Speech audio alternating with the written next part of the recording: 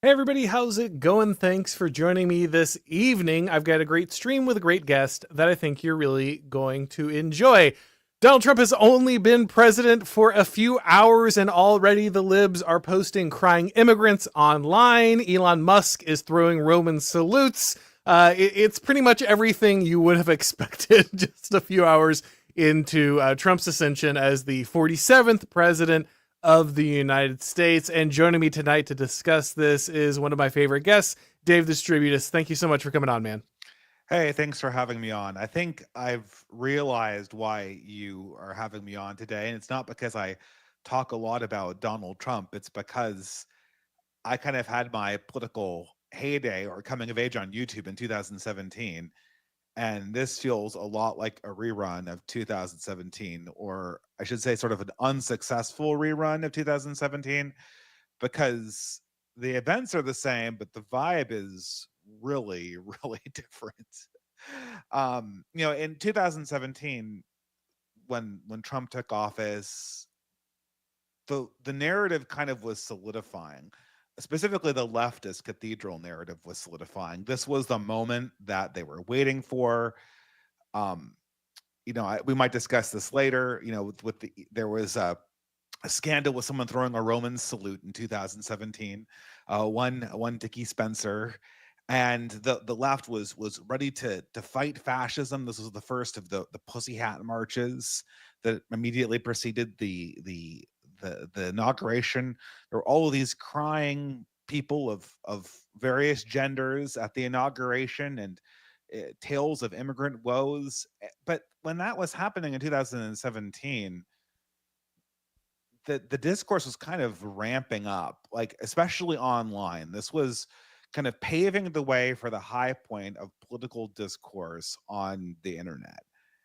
And now everything just kind of feels like uneasy and quiet, especially on the left. The left is really, really quiet. And this indicates that however permanent this is, the left has actually suffered defeat, because this is something that the conservative movement never understands. The left cries when it attacks. When it gets defeated, it gets really, really quiet. And right now, it is really. I mean, they're trying to do this over again. Like you had a few people. Who is that person from the Majority Report, that insufferable woman posting the image of the crying immigrants about to be deported, and like no one's buying it, right? And people are getting outraged because someone threw a Roman. We might get into that later. Nobody cares. And all the while, there's this kind of like underlying question about what the new order is going to be. And no one really has a good answer for that question yet. Yeah, I'm always amused watching leftist TV coverage. Maybe this is my bread tube. You know, you're constantly torturing yourself by watching leftist video commenters, SAS. But I will turn on not so much anymore, because it's too boring. Right. Well, and that It's been too boring for the last 8 months even to watch. It's utterly, it's not even like interesting anymore. It's just watching people who they're bored with themselves. yeah, and that's really what's being reflected, I think, in the leftist news coverage as well. You know, you turn on CBS or MSNBC while they're covering these events, and obviously they know what they're supposed to be doing. They're kind of trying to go through the motions. It's, it's evil, it's blah blah blah.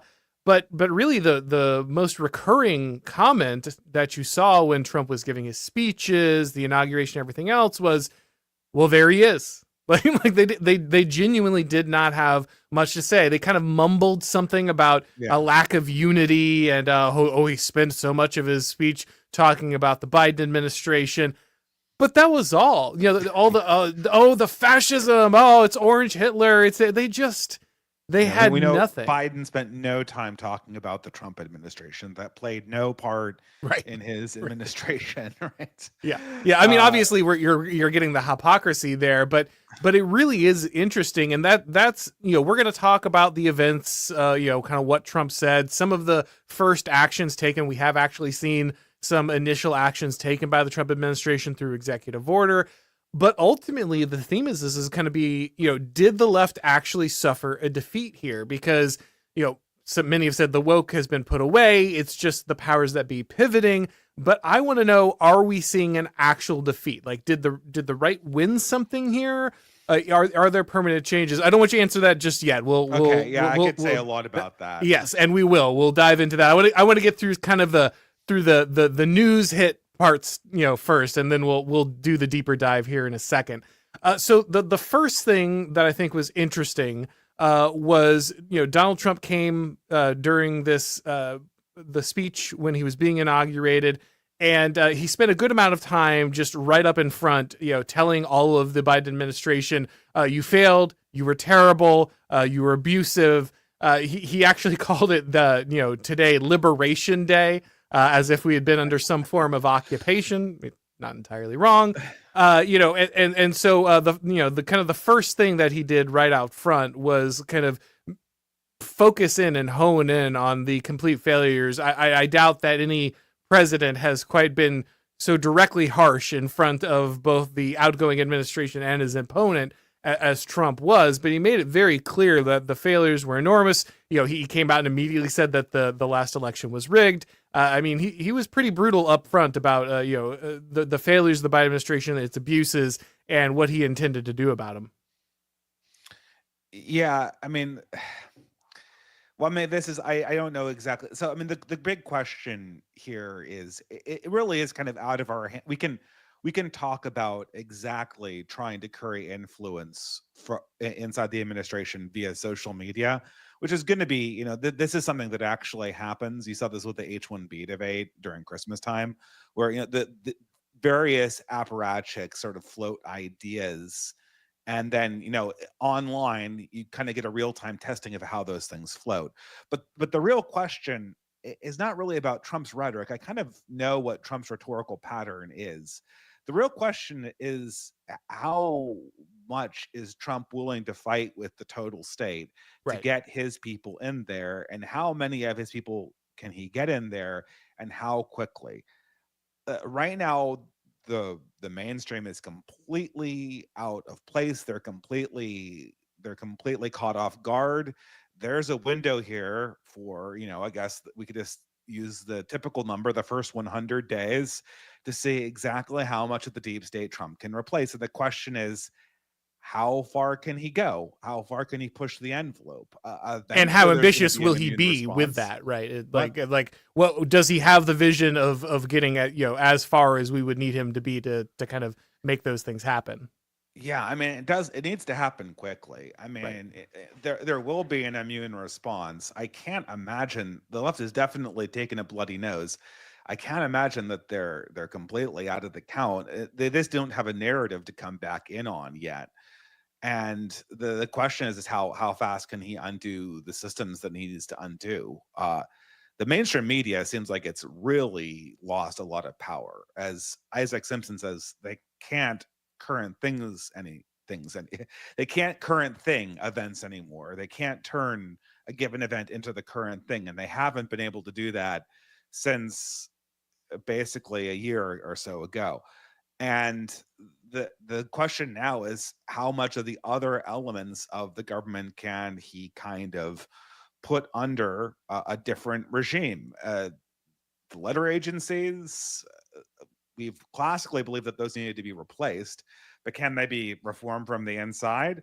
Can you? I mean, I know Rufo talks a lot about reforming the academy, and that's the critical one in my point of view for any long-term change, any lasting change. Uh, but I don't know. I mean, what can you do? Can you take control over the endowments? Can you take control over how people approve grants? I mean, the money that comes from grants and endowments is absolutely enormous when it comes to the universities. And if that system can be seized and arranged so that colleges like Hillsdale and other alternatives become, in some sense, easier to or better players for actually scooping up this money, then all of a sudden the entire game changes, and there could be massive downstream effects. But this is the thing, though, and I don't want to go on too much of a rant, but like the ruling class right now, they're kind of dazed. But this is like a boxing match. Like, oftentimes conservatives think, oh, well, we've got this victory, and now like this is how it works now. uh, your opponent in a boxing match doesn't stay still while you jab them, and even if you catch them with a hook, one moment they're back in the ring, and you get punched in the face too. So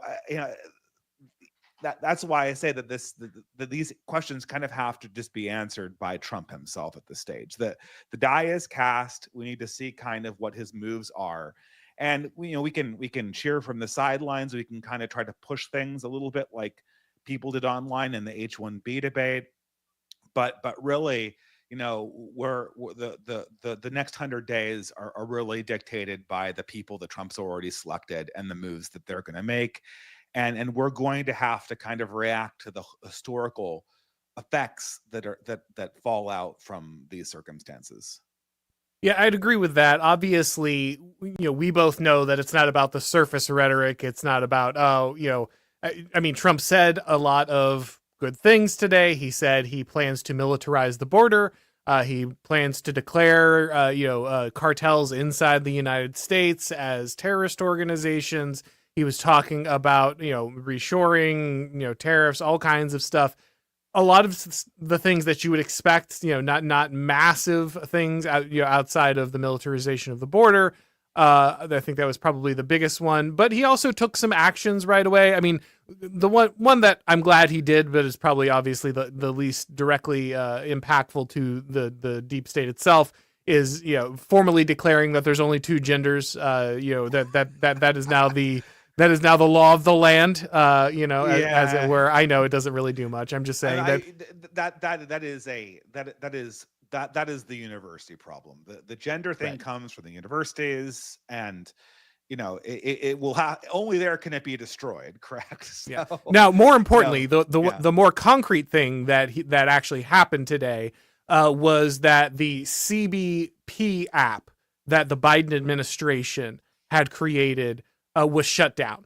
And so that app, the one that immigrants have been basically been using to just enter the United States in mass, has been closed, and all the appointments that were on it have been canceled. In fact, we've talked about the crying immigrant. I guess I can just show the video here real quick so people know what we're talking about.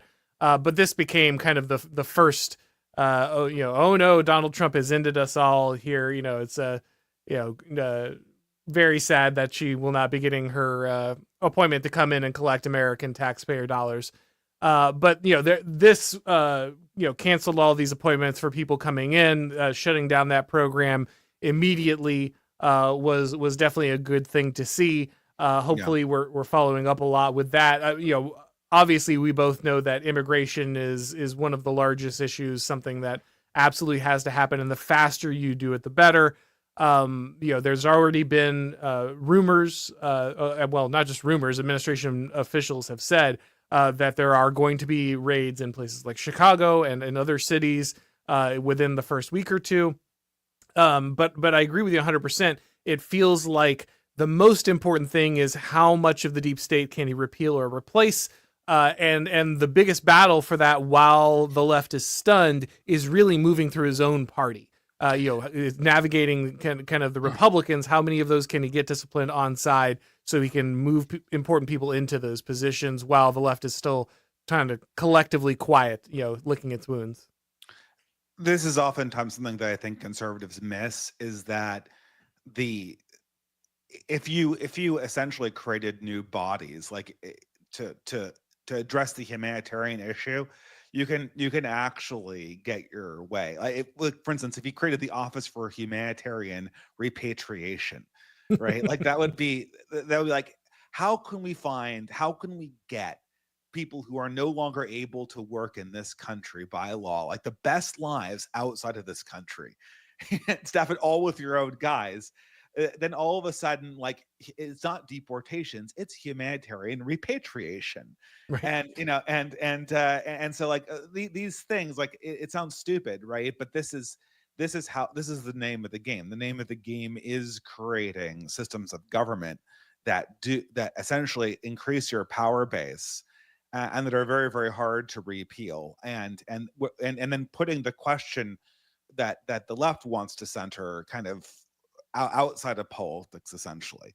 And the question that needs to be outside of politics at this stage is the idea that illegal immigrants get to stay here, period, in any condition. If they are illegal, then it is not a political question. They have to go home, period. This is not a political question. This is decided, this is done. And the only question is, who is the best person at deporting them, right? Like in the best quality of deportation, we have the best quality deporters you can possibly imagine. The Democrats will never be able to do it as efficiently or as humanitarianly or as kindly as we do, right? And that has to be the frame of the conversation. But again, like there's so many dimensions to this, because as everyone points out too, the question is not simply illegal immigration, but also legal immigration. Like H-1B reform has to be part of this, and just the entire concept of the point system writ large has to be part of this conversation. And there's a whole set of new stakeholders here who are going to be trying to subvert this effort inside the Trump administration, and we don't exactly know what their moves are going to be. We can just kind of observe them happening on social media.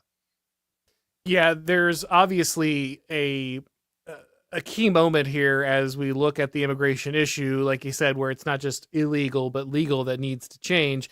And I feel like Elon and Vivek did us quite the favor by kind of bringing H-1B to the forefront. I think that's something that probably would have been under the radar for the vast majority of people on the right as they kind of focus on the illegal issue, if they hadn't tried to kind of launch this narrative on Christmas Day. But because they did, a lot of people suddenly realized that many of the jobs they want are being filled by H-1B recipients, but also Panda Express managers are listed on the H-1B. So many of the jobs being held up by kind of mainstream conservative pundits are also being filled by this, and that ability to continually focus that. I mean, there's a certain level that this is online, but as we're seeing more and more, online discussions are leading to real world effects. Curtis Yarvin was in the New York Times this week. We'll talk about that in a second, I'm sure, as well. Yeah. But we're seeing that there's actually quite a bit of leverage that the online sphere can kind of bring to this. We don't want to overblow the importance. Ultimately, they're not sitting at the table in many of these cases. But the fact that this is kind of present and that people were made aware of this allows there to continue to be pressure put on that. You don't have that ability to just kind of slide the H-1B thing under the door anymore now that you've kind of blown that open. Yeah, I mean, this is something that I kind of want to talk about before we get on to the New York Times Yarvin interview or whatever. But this is sort of a turning point or a crossroads for the conservative movement. And the question is, do you actually want to rule this country? I mean, do you actually want to rule it, or do you just want to like nag people or scold them?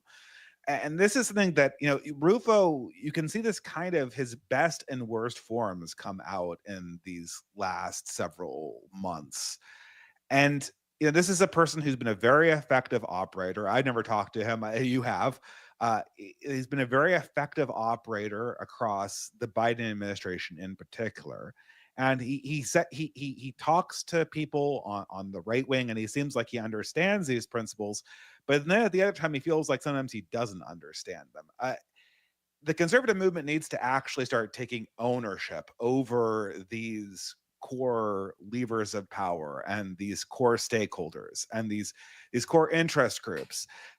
You don't get power by going around and nagging people over plagiarism. I mean, it was a great optics victory when he caught Claudine Gay at Harvard in that scandal. But that's not your role. Is not to go around and make sure the progressives are following their own rules. Your role is to go around and create power coalitions out of problems that the progressives aren't addressing. And a big problem the progressives aren't addressing right now are, how do native young men, Americans who are born here, how do they get effective jobs that allow them to participate in a meaningful way inside a middle class or a class of people that has some share of political power? And this is intimately connected to the university's problems in a way that's much deeper than plagiarism inside these bureaucrats that, they always had symbolic jobs anyway. And in the age of all of this generative AI stuff, the question of plagiarism has meant less than it ever has before.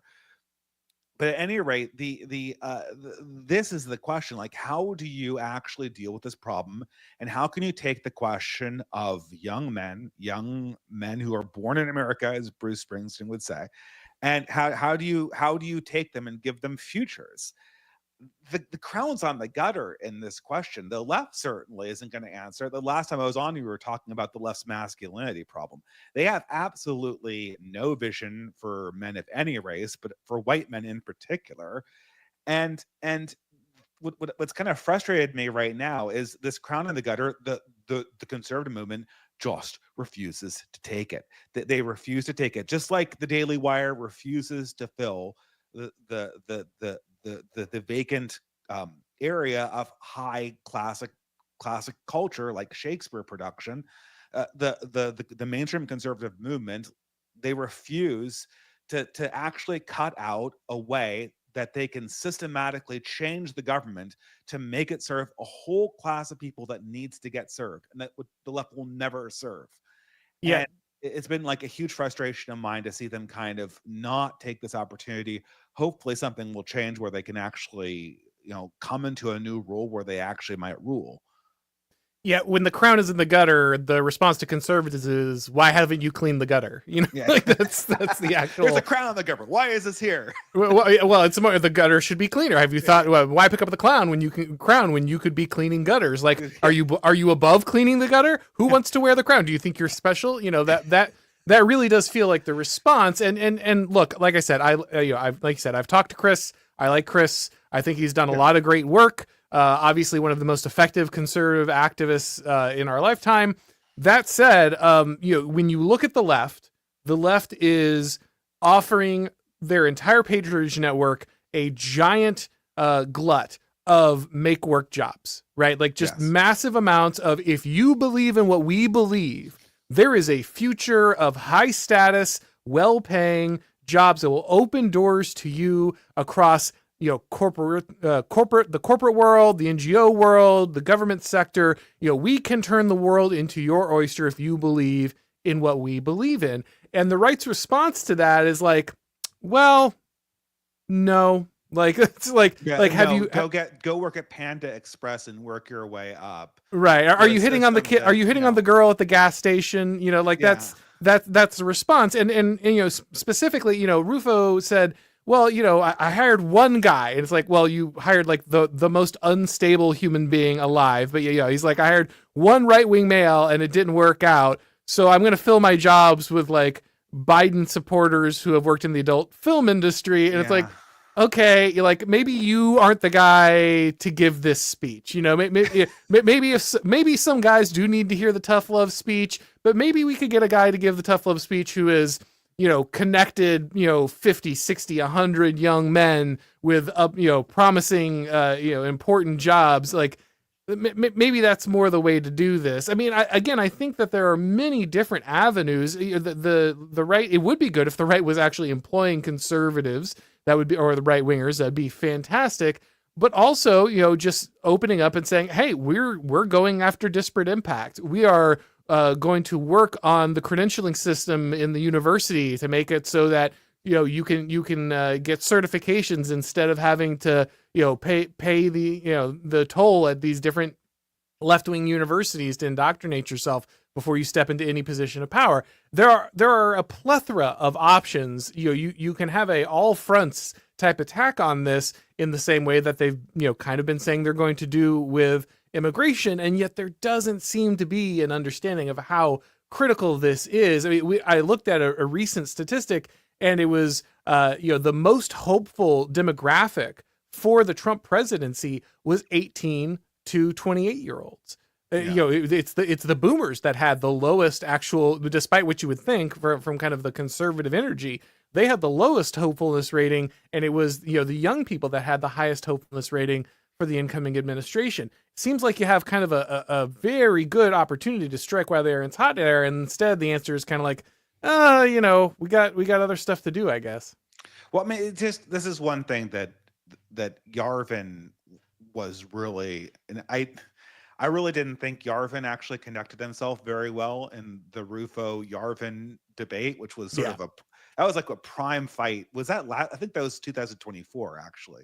Yeah, But I that did a was video on it. It's at least a year ago at this point, I think almost. But it was a situation where Yarvin was mostly right, but yeah, the way Yarvin was the mostly way he right. communicated it was very poor. Yeah. And oh yeah, exactly. And it was unfortunately, he can't. It's so easy to condescend, right? And this might be a California thing. I've been accused of it myself, right? And Yarvin did that, but he did hit on the number one thing, which is that a lot of people like Rufo. Rufo does not seem to understand the scale of what he's up against. The number of people who have to have progressive ideas as part of their public record in employment to hold the jobs that they hold is enormous. It's an enormous slice of the economy. It's an enormous slice of the universities. It's a majority of the positions in the university when you rope in the admins and the number of departments that have explicitly ideological components to their education. It's absolute, and then that's leaving aside all of the EOC aligned bodies and the unelected government. It's absolutely enormous, and if we cannot create a separate system for advancement that's parallel to that, I don't know what we're even doing as a counter progressive movement. We're certainly not competing in the same game that they are. And this is a test for the conservative movement, for right wingers generally. We've got to start building. We've got to start organizing young men, or we're not going to get very far at all. Well, you really, I think what these guys want to do is say, well, we're going to hand out opportunity, as where the left is saying we're going to hand out patronage. And the battle between, kind of very highly ambiguous opportunity, in which you've already kind of explicitly stated you're not going to repeal many of the government, barriers like, the civil rights, legislation to that opportunity. Then really patronage is always going to win. The guy standing around saying we have a future tracked out for you, as opposed to like, well, sure, hope you figure that out. Maybe we'll get a couple of the things that are causing you problems out of their way.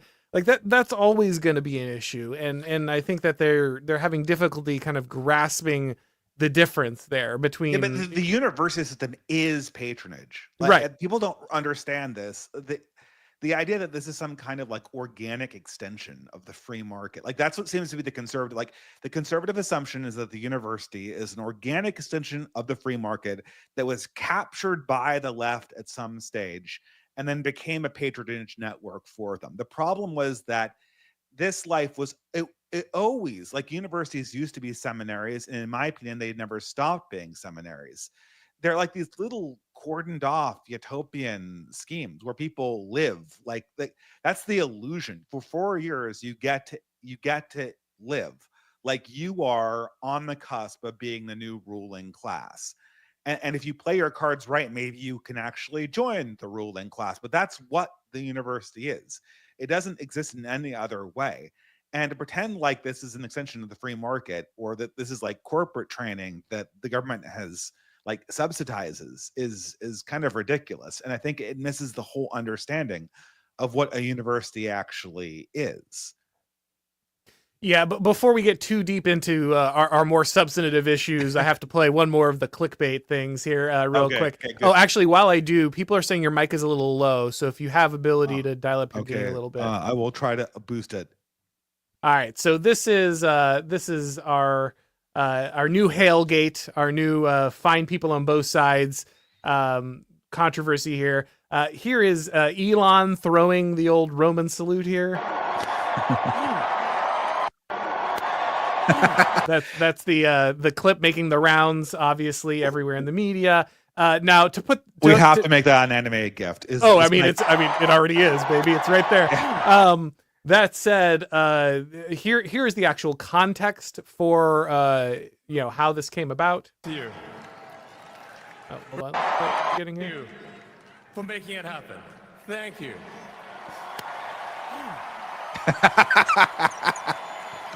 Now, very obviously, like, Elon is covering his heart here, repeatedly. He's making the same gesture. From any extended context, it's pretty obvious what he was doing there. But of course, the left has just lost their minds. It's it's a fascist takeover. It's a Nazi rally in the middle of Washington D.C. It's the virtual oligarchic co-president throwing up his support for the Nazi Party, etc. I boosted my mic a little bit, so hopefully that's much better. Yes. Yeah, okay, perfect. Yeah, I mean, so I believe hand over heart, then hand in the air was across the 19th century a classic American salute.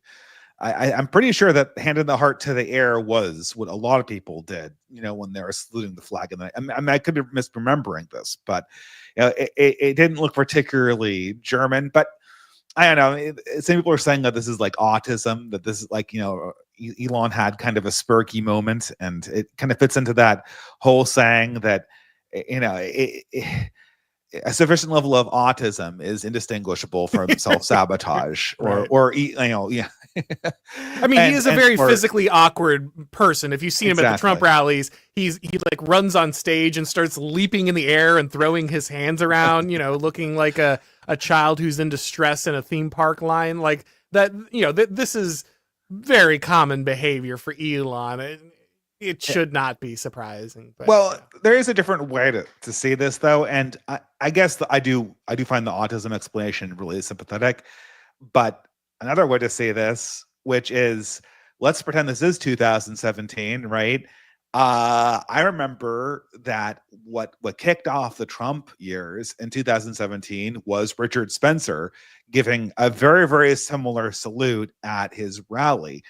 And it was weird because Richard Spencer was never part of the Trump campaign. No, not at all. But he just kind of he was a guy in another room with a rally that was completely unendorsed or connected to any mainstream, right wing thing.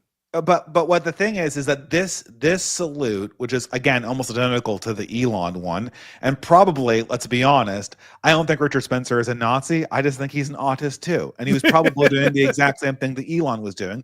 He was having a spurg moment, right? Well, he did say "Hail Trump," so slightly different. Slightly different. But that moment was so toxic that the media over the course of the last 4 years used that moment to kind of wedge and roll up the Trump movement and roll out their own anti-fascist, like European style Antifa activism in the United States over the course of 4 years, to the extent where you have like an army showing up in 2020 to burn down American cities in the name of fighting Trumpian fascism.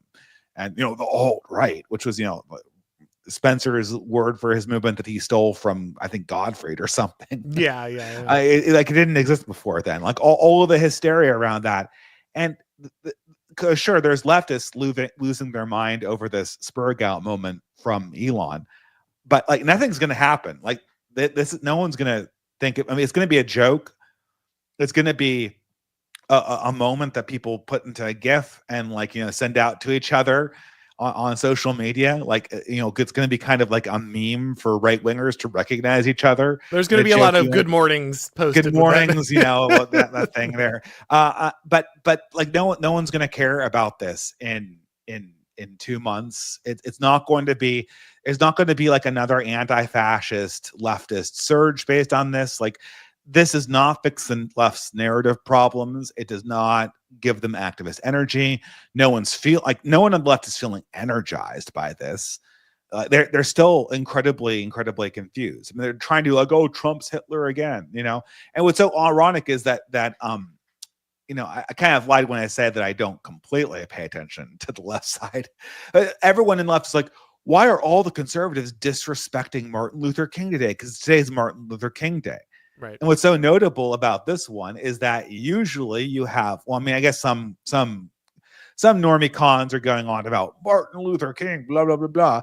But now these days, almost all of the conservative influencers that are as old or younger than me are all either not commenting on it or counter signaling Martin Luther King. And the left's actively aware of how left wing he was and how much he would have been against all of their beliefs. Exactly. And left's complaining about this. But the problem is that once the right stops embracing these icons of the left, and Martin Luther King certainly was one of them. Their power to take umbrage over us not celebrating him, or us kind of seeing him for, for the complicated individual that he was. And he was morally compromised in a number of ways, which I'm sure you're aware of, right? And us deciding that, okay, no, we're not going to treat this person as a secular saint and teach our children that he was the greatest hero of American history, and then get gobsmacked when they go away to college and learn that he was a socialist who supported affirmative action. And once that is taken away from them, they don't have the same angle to do this whole like Martin Luther King versus Adolf Hitler story that was so effective that they did in 2017. The narrative's just dead, right? There's no in. Yeah, there's this weird transition where the left kind of got done with Martin Luther King, right? Like he wasn't radical enough for them. And so conservatives pounced on him saying, conservatives pounce, Republicans pounce.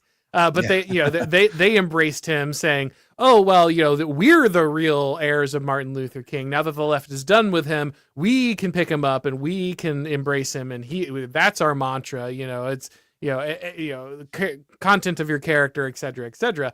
But once you transition, you realize actually the content of Martin Luther King's character was a lot of cheating on his wife and being a socialist, and calling for affirmative action and racial quotas. And Rufo would have nailed him back then. He would he would have been doing plagiarism. In the 60s, he would have been able to nail Dr. Martin Luther King most worse assuredly than he ever nailed Claudine Gay to the wall.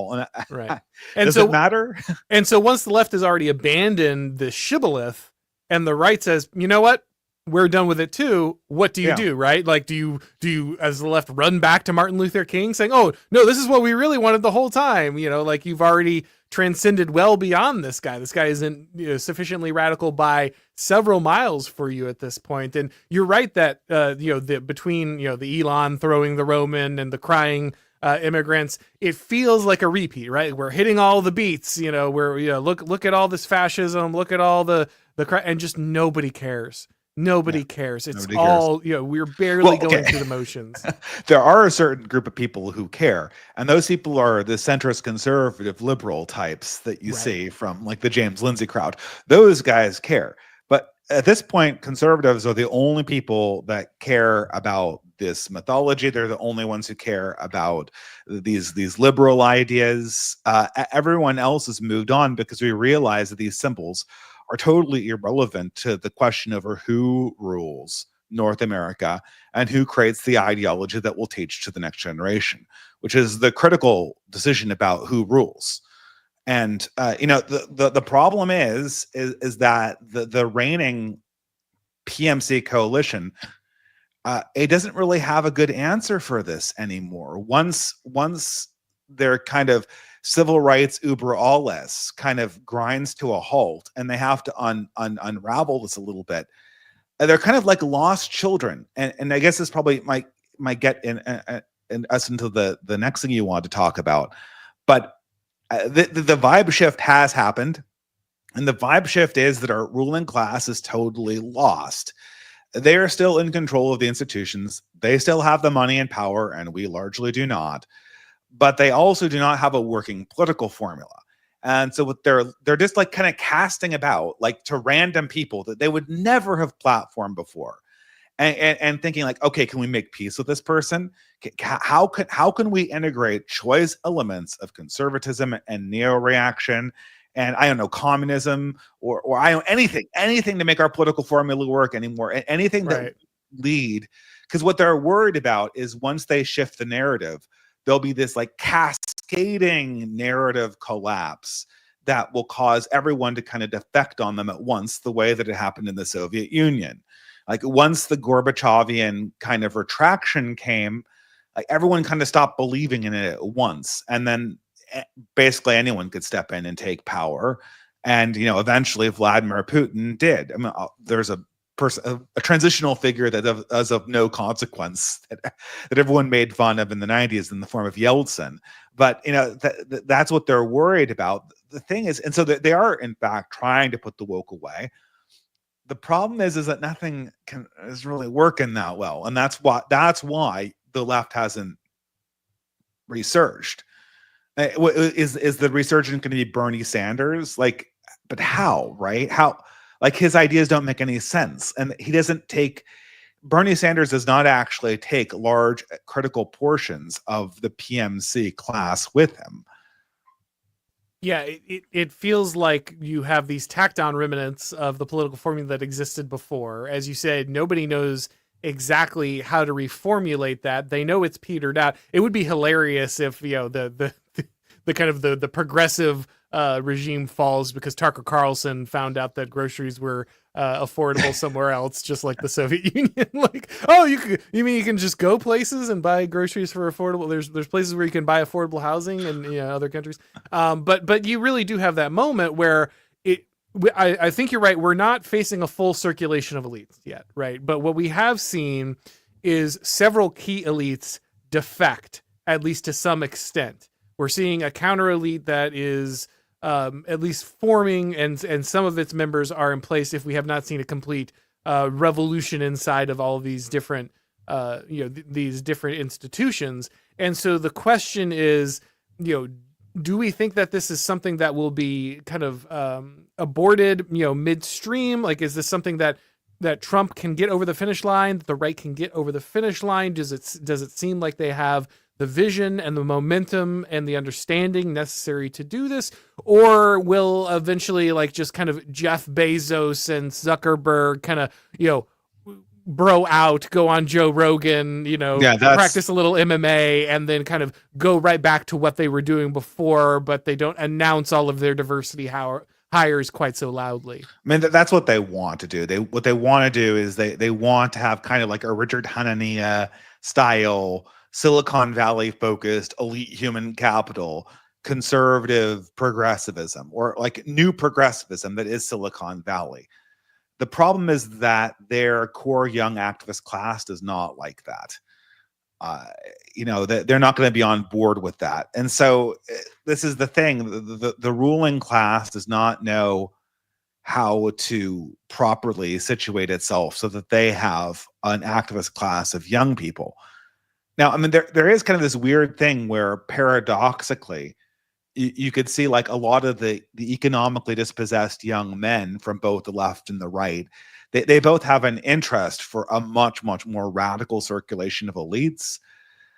But the problem there again is that any kind of alliance like that would essentially just become an extension of the right wing at this stage, because the left is just so insane that they can never organize anything or put forward a leadership class that wouldn't immediately just kind of descend into its own self-destruction. And so I think the real losers, and maybe I'm making predictions here, but it seems like the real losers are the people who imagined a genuine left-wing radicalism being the alternative to the PMC. And the real, there is an opening here for the elite human capital types to kind of become the new establishment. But at the same time, as they become kind of more brutally capitalistic and more kind of coldly and uncaringly just maximize GDP as much as possible, they also open themselves up to a more kind of a much, much more intellectual populist opposition that sees the sort of spiritual holes and is able to kind of capture a lot of the Christopher Lasch type ex-leftist intellectuals and merge them into kind of a new spiritual revolution that provides a new vision for humanity, which is, I guess that's kind of always been my hope, is to see kind of a new kind of Christian spirituality emerge from the spirituality that was left over from people like Reinhard Niebler, and then revivified in the form of right-wing politics that can bring a new understanding of collective responsibility to the fore. Now, if someone's like here from Curtis Yarvin, he'll say like, "Oh, it's way too early for that, right? We need to go through this sort of soulless Caesarian Silicon Valley phase before we have the kind of Merovingian Renaissance that I'm imagining." I'm borrowing from Spengler here, obviously, or maybe not so obviously. But I think that is more the dynamic that's coming out. In some sense, we'll always have leftism with us, but the kind of runaway leftist effect that we saw from 2012, that might be in remission for a really long time potentially. Well, like you said, when we saw even for a moment the left mention that they might need to address the problems of men, the activists and even much of the media class lost their mind, right? You remember that moment where they're like, well, we got to get our own Joe Rogan, and people just lost it on, the few voices that were like, maybe announcing that we hate half the population isn't the way to win this thing. That almost shattered, part of their coalition, just people suggesting that they make that small adjustment. So I think you're right that ultimately the left is not going to be able to reform itself into something that is going to appeal to a large amount of kind of the young activist base. And when we see kind of the elite human capital guys slide in, yes, they can make certain arguments that appeal to, I'm sure a percentage of the elites that don't want to completely see a full circulation or trying to find a way to capture this. But again, we see the HB1 blow up. We see the Great Panda Express scandal. It becomes clear that a lot of those answers aren't good. Like, not to get too in the weeds on the internet, but if you saw the Hanania Jared Taylor interview and Jared Taylor start insulting a bunch of white guys in the middle of West Virginia, like, it's very clear that I understand these people have an audience somewhere in kind of the upper middle class to elite, but they don't have any kind of real support base outside of that. And I know that seems like a weak criticism since we're fans of elite theory, but it reminds me of kind of the what is the Catholic version of Christian nationalism? The integralism. Yeah. The Adrian Vermeules. Right. It reminds me of integralism in the same sense that, like, there are 6 Catholic converts in the elite circles that like that idea, and then no one else cares about it, right? No. And that's it's a conjecture, right? Right, and it's that a thought experiment. It feels like the same thing with the elite human capital guys. Like, it's a movement for a handful of elite guys in the middle of nowhere, built by a bunch of elite guys who feel stranded in the middle of the nowhere. But there's no organic base. There's no real social movement behind it. Not to push populism too much here, but to make a real political formula, you do need the population to buy in. And when no one cares about your elite political formula, it's dead in the water. Well, I mean, the elite human capital people have the advantage that they just have huge quantities of money airdropped into their projects. They can buy the support, I suppose. It doesn't matter if can money buy populism. It's a good question. This is you need to have a certain number of energized young men to make these dreams come true and to get new political formulas going. And I guess this is just the problem right now, is that every avenue has kind of been cut into pieces. There are no but here's another dimension of this too, right? And this is the same thing true with the Panda Express or the Zoomer question, and you can kind of see like what the new political formula needs to be in the future for the human race. So Jared Taylor does this whole thing about shitting on poor people from Appalachia. This has kind of been like just how the ruling class in America has been everywhere since the end of the Civil War. It's kind of been like, as soon as you enter into an elite space in America, like, you can just insult the people from the South. It's just like, this is people do. And, I think even elites in the South kind of do that, which apparently was what happens. And unfortunately, this is one of the seedier elements of class and caste dynamics inside societies. But I think what kind of needs to also be said, and there's sort of a J.D. Vance dimension to this too. It is true that poor populations in Appalachia and Zoomers, they do need a lot of tough love. It's just really, really important. And this is sort of what we're fighting over right now. It's really, really important that the people who are signing up to be their leaders demonstrate that they're giving this tough love because they're trying to form them into something better, that they actually love them, or they're actually loyal to them. You have to demonstrate you're loyal to people in order to be able to, be the proper purveyor of the tough love that you're supposedly giving them. And the problem here is, I think, less so with Jared Taylor, and I think a lot of people getting angry at him. I think there's genuine reasons to kind of, I think that he's wrong in a lot of regards, and I've criticized him in the past for various things, especially his theology, which is, I think, much overly racially focused. But I think that if you have an established track record of defending people collectively, then I think you as a leader have the ability to kind of give people a little bit of tough love as encouragement. That also has to be part of the conversation. If we kind of walk into this, we just want to be validated. We just want to be, we want to be told how wonderful we are as our families fall apart, as our IQ goes down, as everyone's having children out of wedlock, as we have increasing drug issues. I mean, the African American community got that from the Democrat Party, and I'm not sure that they're better for it. I mean, I know they're not better for it. And so, there is sort of a much more mature conversation going on here. And we'll need, I'm not so sure this is the right time to have that conversation right now. Right. Because right now, really, the elites have to understand what their vision is before they start selling it to the rest of the American people. But that tough love is going to have to be a dimension of that vision.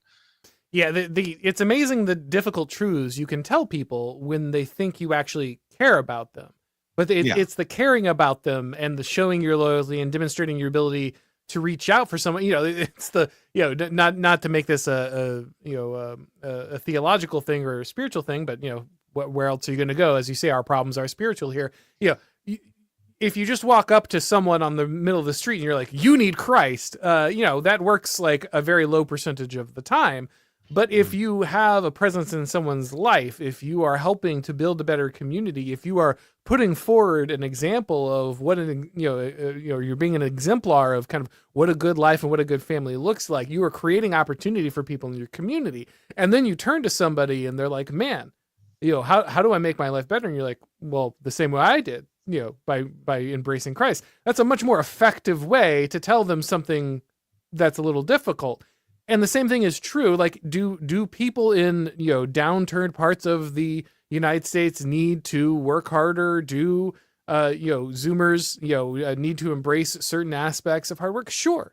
And many of them, I think, would be willing and open to that message if it was coming from someone who's like, by the way, I've built an employment network to make it easier for you. By the way, I've torn down the barriers that were real and that are accumulating against you in the university system. And this is what you need to be doing. If you have built that relationship and you have that ability to speak into someone's life, then those harsh truths are valuable. But when you're just blurting them out, to people who you're denigrating and say, you've been talking about, the problems of inflation and illegal immigration and DEI for the last 4 to 8 years. And then you're like, meh, it's all fine. Then no, they're not going to listen to you.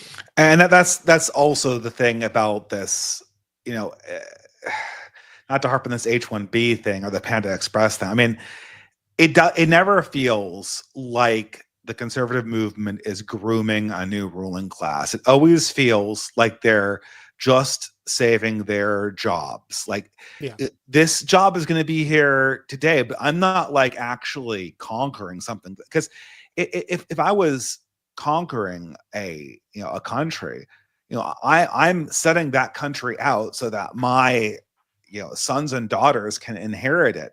And it never feels like the boomer conservatives are acting like their sons are going to inherit it. It sounds like, well, you're here to make me feel like I've earned what I have. And, I guess, like, hopefully it'll be there for you. I mean, good luck if it isn't. And that's not good enough. There needs to be an ownership over the system at some fundamental level. And I think this is the conversation that needs to happen. And I guess on our current ruling class side, I guess we were going to talk about some of this Curtis Yarvin in the New York Times thing. I guess when you see in Blue America is like the kind of flip side of that. They gamed the system, they cornered it, and they created the perfect environment for which anyone could just walk in and get power and money dumped on them. But then they forgot to actually invite people in, like invite the young men who could wield that power and who could be the people who would take control and create a new vision and not just kind of repeat the platitudes of the 1960s over again. And what happened was, a bunch of people like Claudine Gay, a bunch of these sycophants who were just there to kind of re-up the feel-good boomer messages of the 1960s, took all the money and positions of power and then just sat on them until the whole narrative became completely incoherent.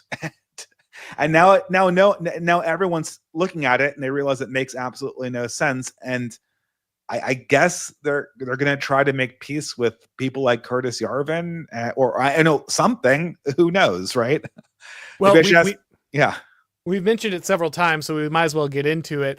A very surreal moment. Obviously, like Curtis Yarvin has been on Tucker Carlson at this point. He's not. Obviously, you've been reading Curtis for a very long time. I haven't really been reading him all that long, despite doing quite a bit of translating UR into normie friendly language as a no small part of my career. But this is a guy who just 4 years ago was completely untouchable, right? Yeah. Just mentioning his name would get you fired in many circles. If someone found out you were reading Curtis Yarvin, it was a huge it was deal. scandalous. Right. And now this week, the New York Times interviewed Curtis Yarvin, and we've had outlets, Vanity Fair and others, scandalously mention his name. Oh, here's the evil, anti-democracy fascist philosopher that's fueling, the Trump administration or Bannon or somebody like that. But this is the first time where, even though obviously the interviewer was still, dismissive and hostile in some ways, it felt like, no, Curtis was being interviewed because he was ascended. Like, his ideas are important. And if you are a New York Times reader, you need to interface with this now. This is no longer some scandalous blog that, some kid is reading, on some dangerous forum. This is ascendant power, and you need to understand it. I mean, I kind of did. I watched the interview, and it always shocks me how whiny it didn't used to be like this. They didn't used to be. Right now, every single NPR and New York Times interviewer just feels like these effeminate little flops. Like they're doing this catty mean girl stuff. I mean, this is what they left us always do. They try to kind of like ambush Curtis with his worst quotes, always involving Anders Breivik and his statements about slavery or whatever. And then they try to like link him to elements of the Trump administration. But there was, I mean, it was interesting that they actually gave him questions that seemed genuinely curious. Yeah. I don't know what is going to happen with that, I guess. My favorite moment was with the interviewer was like, I find your historical references difficult to understand. I think they obscure, like they I find them more obscuring than enlightening.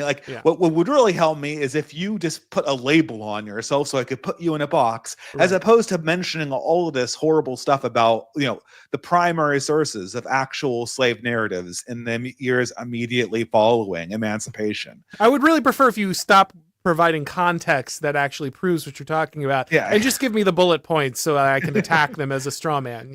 But the thing is that like, I mean, they want kind of like the James Lindsay boomer. I call it the James Lindsay boomer bullets, right? Like James Lindsay, I think he literally has a thing called bullets or something. He puts everything in bullets, and that's because like I hate to say this, but like a large amount of James Lindsay's base is like, what is the fastest 5 things that I need to know so I can dismiss this idea and go back to grilling? Right. And I need to be able to tell my kid that Marxism is stupid. Give me 5 things to say real quick so I can stop listening to him. Yeah. And the thing is that as it was very ironic with James Lindsay is eventually he comes to sort of some of the things that Marx correctly observed about the self-defeating nature of liberalism and sort of like this pure growth capitalism. I don't like the word capitalism, but like what's so funny is that like you eventually kind of hit you end up glossing over critical truths that you need to understand.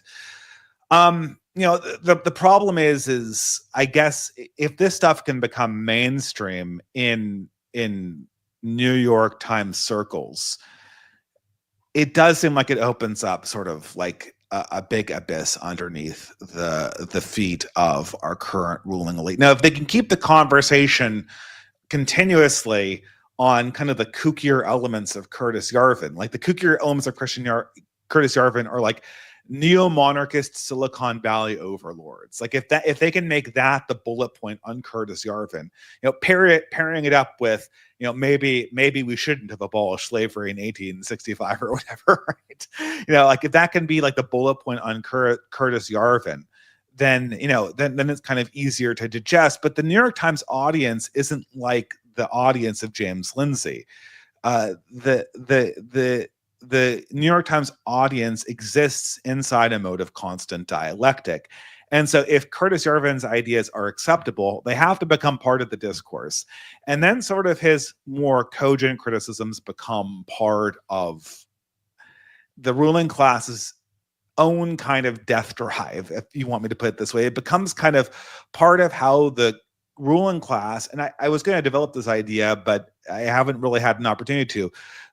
Oftentimes, and this happened to the Soviet Union too, the ruling class gets into this mode where their own deconstruction gets pointed at their own power structures and they begin to kind of abolish themselves. And this might be, I don't want to blow this interview out of proportion, but this might be kind of the beginning of that process taking root. I do not know how you mainstream the stuff that's in the original UR in sort of elite centers of blue areas and not have it eventually come back to the fact that the entire ruling class decides that the ideas that they had previously dedicated to themselves are morally bankrupt and are not worthy to rule.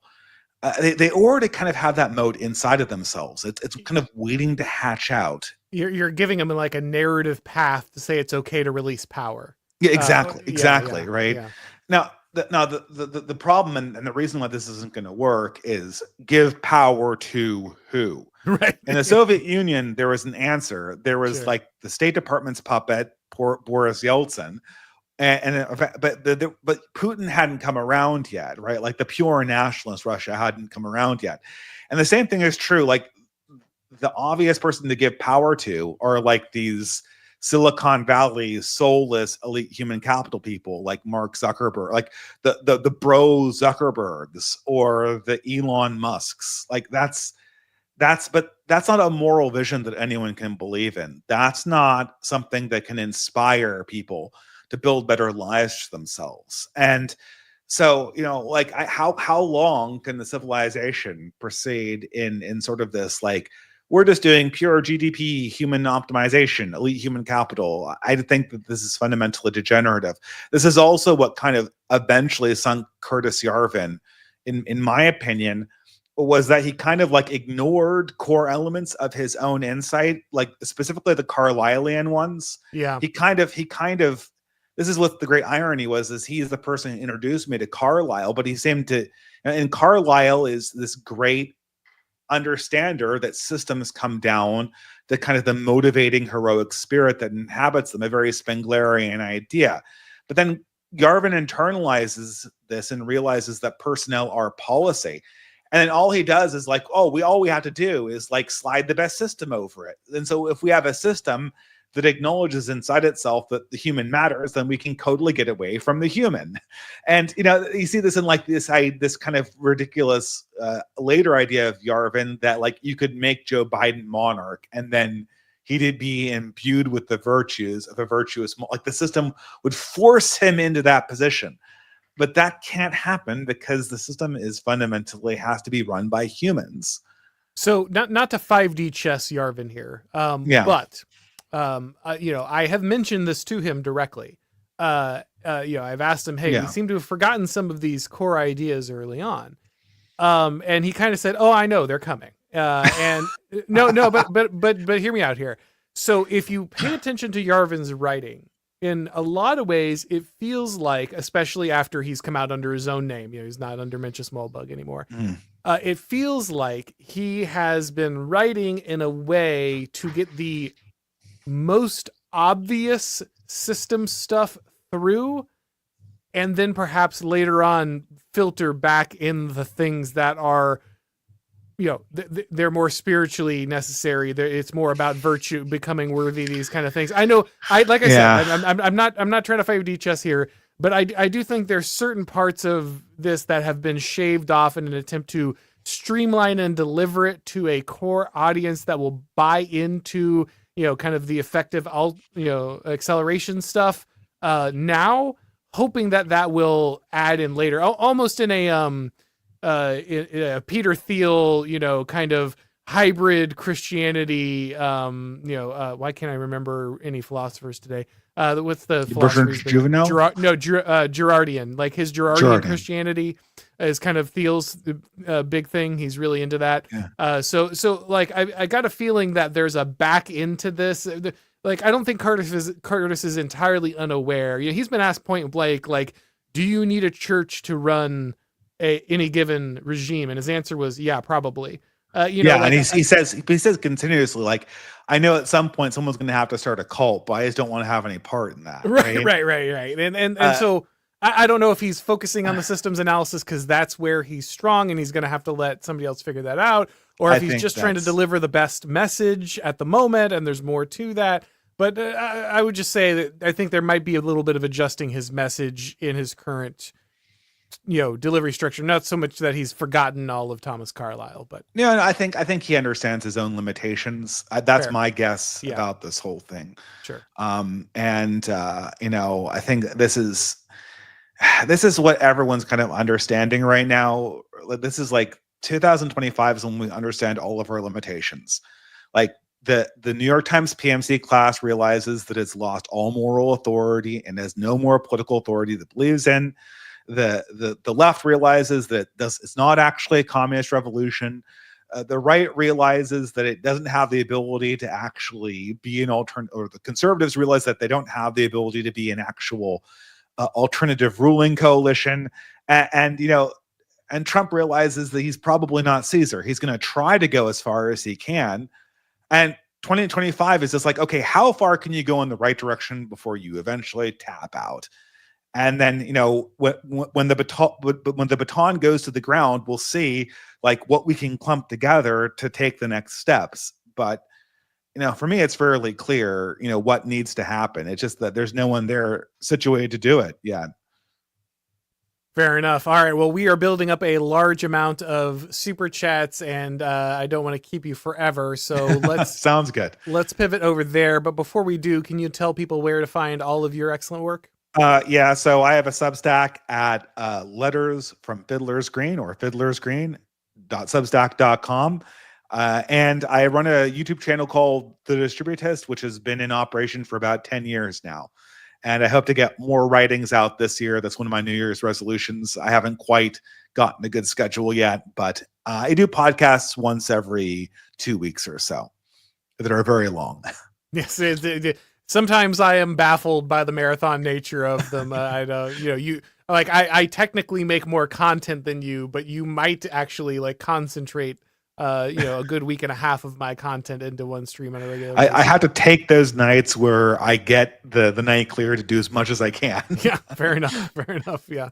All right, let's go to our questions here. Blue Wizard Robe says, Angel Summoner and Basket Weaving Bandits reunite. Yes, the James Lindsay has correctly identified us, but your ability to summon celestial super beings is making my community organizing look a little bit redundant. Well, I have teamed up with you're, as a papist, you should recognize that my ability to team up with the Vatican as a Southern Baptist and produce, the connection to any given, what was it, Zoroastrian demons, it's quite a feat.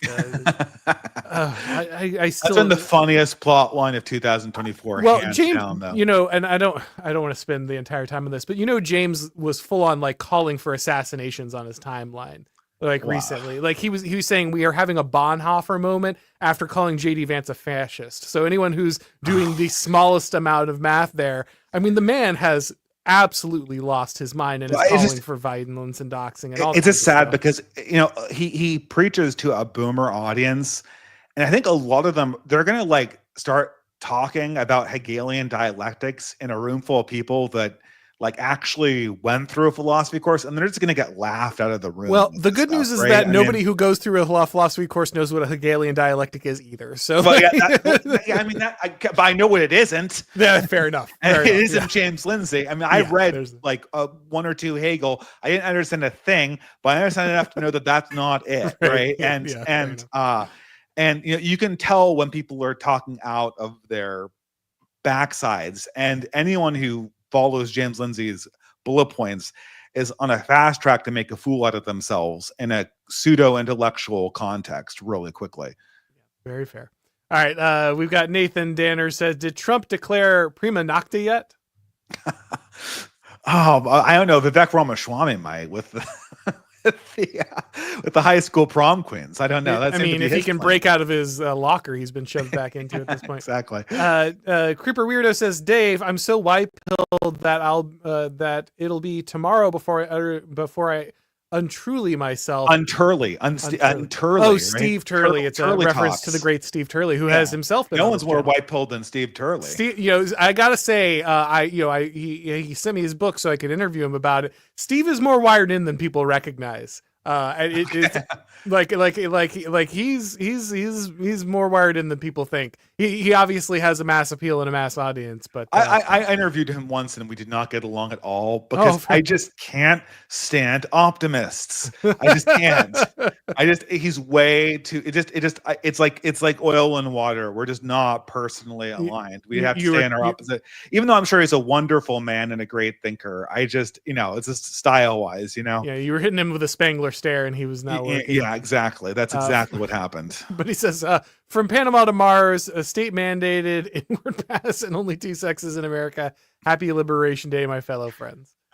He follows up with, I know we could be winning, but I'll deny it until it's almost done. Dave the Black Pill Distributist. Yes, I do remember the pre-election stream. Yeah. I don't remember the pre-election stream. Was I blackpilling that hard? I don't know. I haven't photographed all that now. At this point, it's kind of run together. Ronald tears in the rain. Yeah, precisely. Elon and Vivek weren't asking for permission. They already got that. They're telling you what's going to happen. I'm less sure about that, but I understand what you're saying. He also follows up with Yarvin Shtick is just Hans Hermann Hoppe's book Democracy: The God That Failed, repackaged with a contradictory allegiance to Thiel and neoconservatism. I mean, in that case, you could just say that Hans Hermann Hoppe is just repackaged Bertrand de Juvenal, who is also just repackaged Aristotle. I mean, we can do this forever. It's not like Yarvin has been coy about his influence from Hoppe. He's very clearly given that. I'll comment here. Like I did my most popular piece from last year was called "The Dissident Right and Its Discontents," and it was largely inspired by a bunch of people. Well, actually, 2 groups of people. First of all, kind of like the post-right people, a lot of them women who got peeled off, were kind of having second thoughts, and then sort of like the Joel Berry liberal types. And I kind of focused down on this. The problem with the distant right and the ideas that we're talking about right here is that these ideas that we're talking about and that set us aside from the mainstream, they're so basic and so observable and so normal to human reality and so perennial that you cannot like the conclusions and denounce the people who bring you the message again and again and again. But like, you're not going to like obliterate these realities. Right. Eventually, you're going to have to deal with these basic political observations. You're going to have to deal with the same thing that Aristotle was looking at, the same thing that Machiavelli was looking at, the same thing that de Maistre was looking at, the same thing that Juvenal was looking at. And you're going to have to answer these fundamental political questions. And like, I understand that you don't like it. I understand you want to go back to the 90s. But I don't make the rules of reality. We're just dealing with real politics. And you know, if you don't want to play this game, you know, we can go talk about ideology of the 1990s again and again and again, but it's not going to change the facts on the ground. Yeah, and I think ultimately he's just saying that Yarvin didn't have anything original, but yeah, okay. I mean, in that sense, no one does. Yeah. I think Curtis has been wrong about plenty of stuff, but he has made rather significant contributions to kind of right-wing thought, and I don't think it's wise to discard that, even if you don't particularly like his style or you find some of it derivative. Creeper Weirdo says Yarvin versus Rufo was embarrassing. Yes, it was. Again, if you guys need context for that conversation, I did a whole stream on it, but I can't rehash that. Yeah, here. that could have been. I mean, it was a valuable interaction, but it could have been done so much better. I feel like they needed editors. Well, yeah. Well, they had them in IM 1776. They had. Yeah, they needed editors that were more direct active. Editors. Yeah. Parental chaperones, maybe. Yeah. Someone to put both kids in the corner and make them focus. Yeah. Matt Gradier, very generous donation. Thank you very much. He says they've already started with the crying immigrant videos, with the video of a lady who isn't even in the U.S. yet. Also, I shouldn't be surprised, but I didn't know the Biden admin made an app that made it easier for illegals to enter the country. So evil. Yes. Oh, also, I didn't even mention this the whole time, but of course, Biden went through and made all of these blanket pardons. He issued one for Mark Milley. He issued, for Fauci, for all kinds of, basically everyone they had hinted that they were going to be doing them for. All of them sweeping pardons, all of them basically admissions of guilt. Preemptive pardons. The preemptive part, which is, until this year, I thought that was a big no-no. Well, I thought that you weren't supposed to do that. I thought, and there's a big question about whether or not it can actually hold up. Like those, if they're tested, I'm not sure that they'll stand, because yes, the definition of a pardon has to come in response to some kind of crime. So these are pretty untested waters that he's thrown. It's like, okay, now you have license to do crime or to have done crime for the last 10 years. Right. And that's what he's doing. Yeah. They're not just like for a specific thing, because obviously they're preemptive. They're not specific. There's no crime that has been alleged, formally at least. So they're just, he's whatever it is for 10, 15 years in a swath. Or Auron, like, let's take another crazy thing. Like Biden and Kamala essentially claim that they could fiat amendments into the Constitution that were never approved. Like, yeah. By the way, the ERA is just an amendment now. It's the law of the land. It's the law of the land. Yes. From the president and vice president of the United States, circumventing the necessary constitutional convention to approve, and supported by apparently Georgetown Law. Didn't they tweet and support that too? Yes. That language was repeated by many different media outlets, but also by universities. I mean, to be fair, this is a presidency that was cooed out of existence on Twitter, so why wouldn't they think that they can change the Constitution on Twitter? Yeah, I guess. I don't understand. I mean, this is such a... I don't know. It's just I'm willing to embrace adults in the room anymore. It's amazing. I'm willing to embrace this precedent because now Trump is president. Yeah. So if we're changing the Constitution with tweets, let's do this thing, right? Like, let's go hard in the paint. Yeah, all right. So Trump comes back to Twitter, and all of a sudden he's just adding and removing amendments at will from Twitter posts. Law of the land, baby. What are you gonna do? Yeah, there you go. Andrew Geller says, hypothetically, what might make Denmark decide to sell Greenland to the United States? My guess would be nothing, but do you think there's any validity to the ability? I don't know. I don't really like this whole idea. I think that, well, I don't know. Maybe Trump's playing 4D chess or something like that. But what Trump needs to do is kind of what Elon is doing. I mean, Trump needs to be taking the role that Elon is counter signaling the European countries right now on Twitter. That's what Trump needs to be doing. He needs to be saying, like, my brand is also the brand of all of these parties that you think are illegitimate. And if you illegalize them, we are shutting down, or we're going to punish you financially. And we consider attempts to punish them mean like ticks against your status as democratic countries. If he did that, Trump could be the savior of Europe and be, and create a de facto alternative way to rule Europe. And it would be amazing. And instead of we're doing this kind of, I don't know, it's true in Canada too. It's like, we're going to invade, we're going to annex Canada. And it's all of these, I live in Canada currently as an American, and all these like Canadian conservatives are just losing their shit over this. And it feels like it's this unnecessary aggression that weakens the international right-wing coalition more than it strengthens it at the very moment when it could be strengthened. Yeah, I mean, he's on a little firmer ground with the Panama Canal thing, because that is a situation in which we gave it to Panama and they just like mortgaged it back to the Chinese, like it's at least there's, some point there. But yeah, I agree. Ultimately, it's a fun meme every once in a while, but you probably don't want to push that too hard. It doesn't really set you on firm ground when, like you said, you could be saying, hey, we see what's happening over there with the UK. This is a government that is ignoring the vicious, violation of the daughters of their native population, and you should be supporting these parties because they also see the vision of protecting the nation and the people and putting them first and that kind of thing. I think that would be a much better way to go about that. Yeah, and attack the censorship regimes they enacted too. Yes, precisely. That guy says, no black pills today. I know this will be difficult. Why did you have me on? For heaven's sake, there will be guys on our side that will complain about the robe the Lord will wear on his coming. You can voice your concerns tomorrow, but not today. Again, I think all the questions here are more. We're obviously looking for wins. This is a win, as we pointed out. Both Dave and I have pointed out the left definitely took a loss here.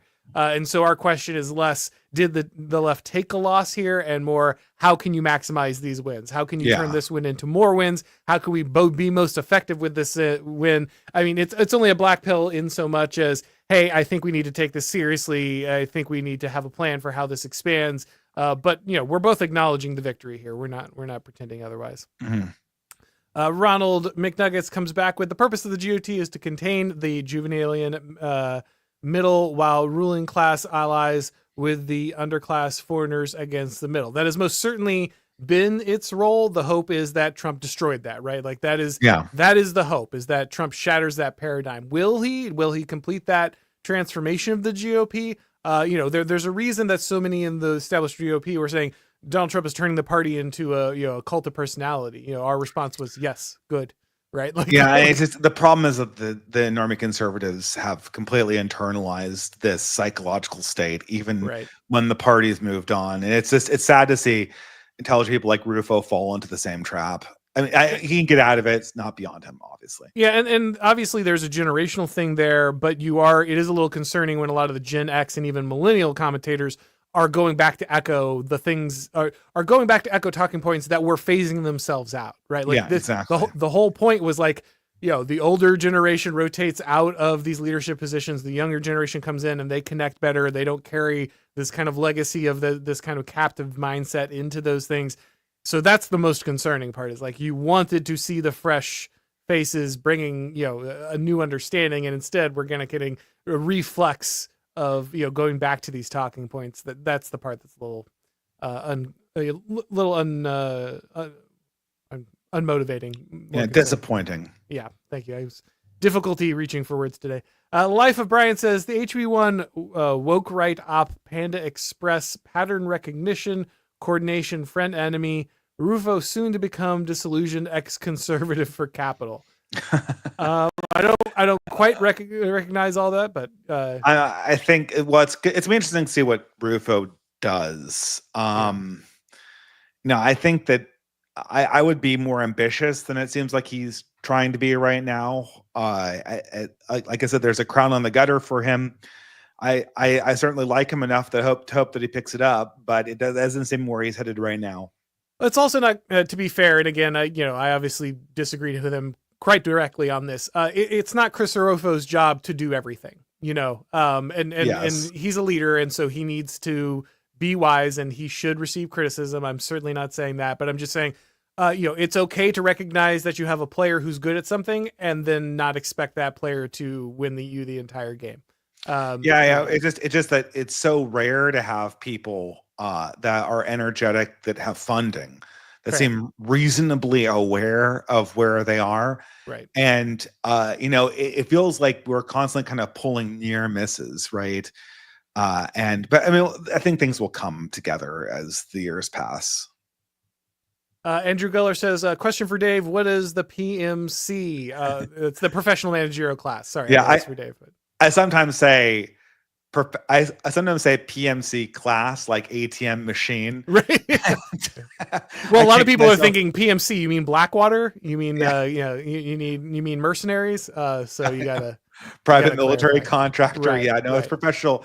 It's a very vague definition because the PMC is sort of divided between a lower end that is much more Republican voting, and then a higher end that lives in blue cities and is more academic and professional.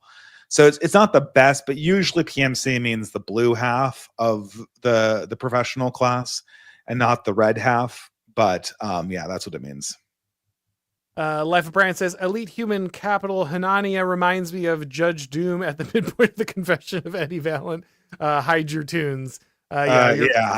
Your Roger Rabbit face. Yeah, a little bit. I can't tell you how much I hate Silicon Valley right now. When I was a kid, Silicon Valley was composed of like ex-cowboy ranchers who learned to code, people who tinkered around, and they're really tech enthusiastic, and literal just hippies, like Sierra Software's, like just hippies that made video games. Like that was Silicon Valley. And now it's all of like these soulless ghouls. And just these absolute, like, where do these people come from? They're like these absolute soulless ghouls that have, just trained, like literally, I feel like they could have eyes popping out of their head, Well, that's what happens when you actually work 80 hours a week every week. Like that's like, if you're wondering what that produces, these people do not work 80 hours a week. We've learned that, right? That's for the chumps that they bring over on H-1B visas. At some point they probably did, but okay, fine, fair enough. I'm more talking about the psychological scarring of the Tiger Mom than the perpetual existence in the data slave mine. You go. But Brent Taylor says, will CNN have a live deportation tracker? If they do, then you've won. Once we're running up the scoreboard on the deportation, that's when you've won. Society Man says, as the man has recently passed, what's your favorite David Lynch film? Well, I don't know about yours. Mine is far and away Mulholland Drive, which is, so I do really like Elephant Man too. But that's not even really a David Lynch movie. I mean, it has Lynchian elements to it. And of course I have a fondness for, Twin Peaks because it was filmed in Snoqualmie, Washington, which I've been to many, many times. And, unfortunately it's too close to Seattle. So it's now been completely infested with shit libs. Like you wouldn't believe it, like mountain biking, in their spandex. But I like to imagine that in the 80s and 90s, it was populated by good salt of the earth people with unbelievably attractive waitresses. Yes, just shockingly attractive. Mulholland Drive I think Mulholland Drive is one of the best films of the 2000s, hands down. And I'll try to write something about that, but it's an amazing film. I think it's where all the threads of David Lynch really come together. Yeah, I've been meaning to watch it. It's been recommended to me 1,000 times, and I've just never gotten around to it. I've only really watched a few David Lynch projects. Twin Peaks was great. I loved it. And then, of course, the Dune movie is beautiful in its own way. Villeneuve had a chance to really surpass it, but then he really punted in the second part quite hard. And so it still remains a fun one for me. It's funny, right? Because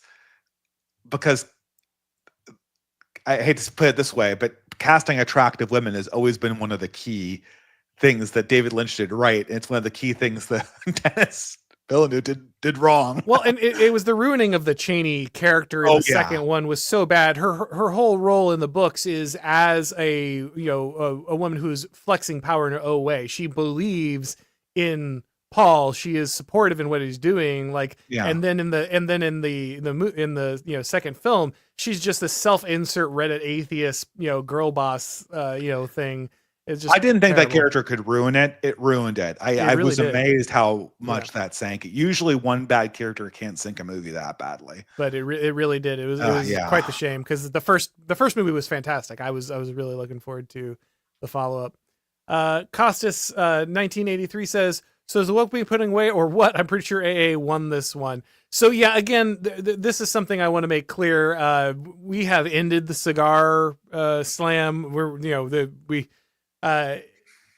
Obviously in the UK, the woke is very much alive and thriving. Here in the United States, not as much. The real question in the United States is, did the woke get put away or did the woke lose? Because remember, the contention was the powers that be will intentionally end wokeness successfully and redirect, so the question is, did they do that or not? I think the woke more lost.